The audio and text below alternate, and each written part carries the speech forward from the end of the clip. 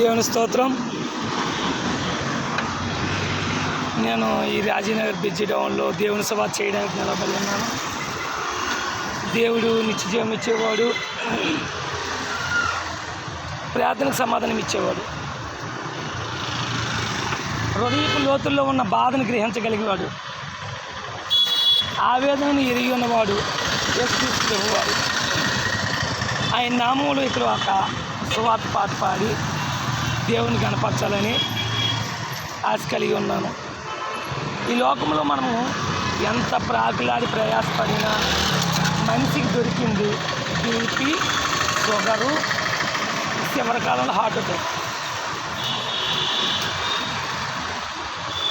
Okay, మంచిదే.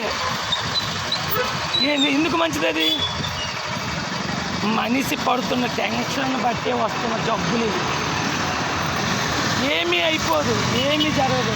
మనిషి ఊహించుకొని బాడీ మొత్తం వీటెక్కిపోయి చివరికి తన ప్రాణాలు తనే తీసుకుంటున్నాడు. దేవుడు భూమి మీదకి ఎందుకు పంపించాడు? మనం భూమి మీదకి ఎందుకు వచ్చాం? సంపాదించి వెనకాల దాచిపెట్టుకోవడానికైతే కాదు, కానీ పిక్నిక్ వచ్చాం, తీర్థయాత్ర చెప్పాలంటే తిరగడానికి వచ్చాం. ఒక రోజుని పిలిచినప్పుడు వెళ్ళిపోవాలా.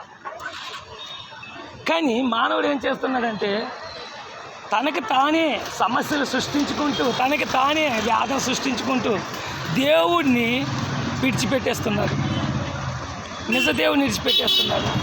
ఓకే, నా హిందూ సోదరులందరికీ నమస్కారాలు, నా ఇస్లాం సోదరులు సలాం అలైకుం. నా ప్రియమైన సహోదరులకి సహోదరులకి అందరికీ నా హృదయపూర్వక వందనాలు. భారతదేశం నా మాతృభూమి, భారతీయులందరూ నా సహోదరులు. నేను నా దేశంని ప్రేమించుతున్నాను. చాలా బాగా ప్రతిజ్ఞ నేర్చుకున్నాం, కానీ భూమి మీద ఈ రోజున ఎవరం వచ్చిన తర్వాత మొత్తం స్థితిగతి మారిపోతుంది, వరుసలు మారిపోతున్నాయి. ఇది మన జీవిత చదువు. ఆ విషయం పక్కన పెడితే ఒక పాట పాడి దేవుని కనపరచాలని ఆశిస్తున్నాను. హల్లెలూయా.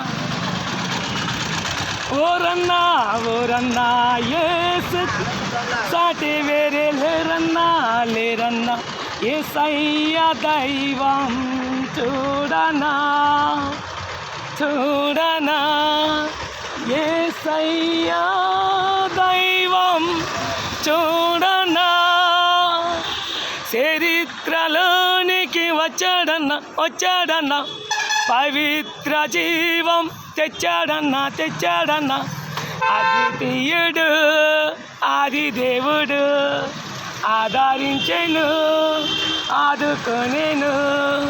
ఓరన్నా ఓరన్నా యేసుకు సాటి వేరే లేరన్నా, యేసయ్య దైవం చూడనా.